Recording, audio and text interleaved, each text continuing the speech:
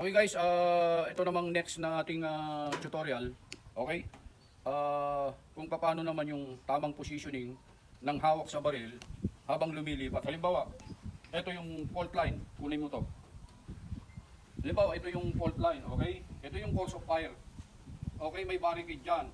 Ang target po kasi, may nakukuha dito at may nakukuha sa kabila. Okay?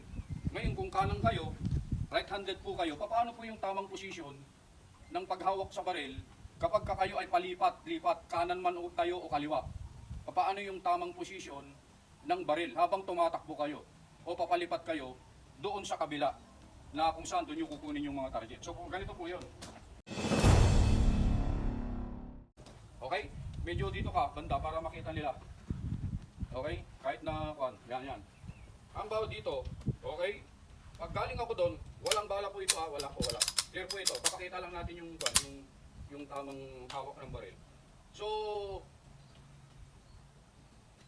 pag galing ako dito, kung pumuputok akong ganyan, condition 1, nag-pick, papalipat ako. Yung position ng baril, downrange pa rin. Mali po yung ginagawa ng iba na condition 1, pumuputok, palipat dyan. Condition 1, 180 po yun. Okay, 180 po yun. Breaking 180 po yun. At ground for disqualification. Oh shit! Oh shit! Okay, so tama.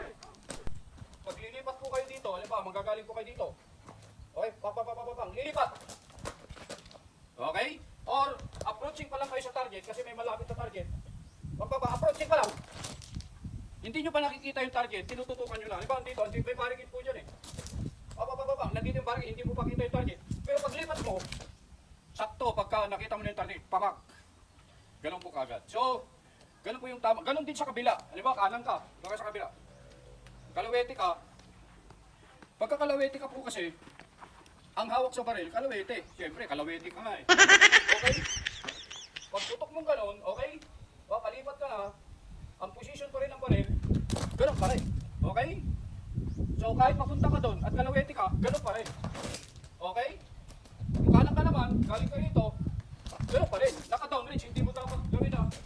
Andito ko, galing ka rito, tapos 180, breaking 180 na po yan. Oh shit! Oh shit! Sa bawat movement, importante po yun eh. Bawat movement, pag lumipat ka, kailangan yung baril, always na naka-downrange. Saan ka man pumunta, naka-downrange yung baril. Okay?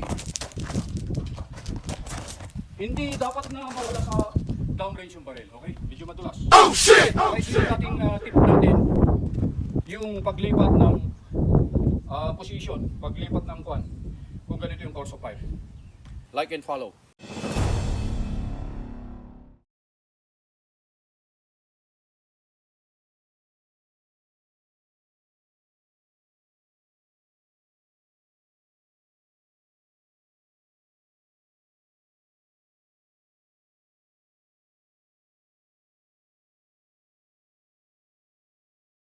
Oh shit! Oh shit!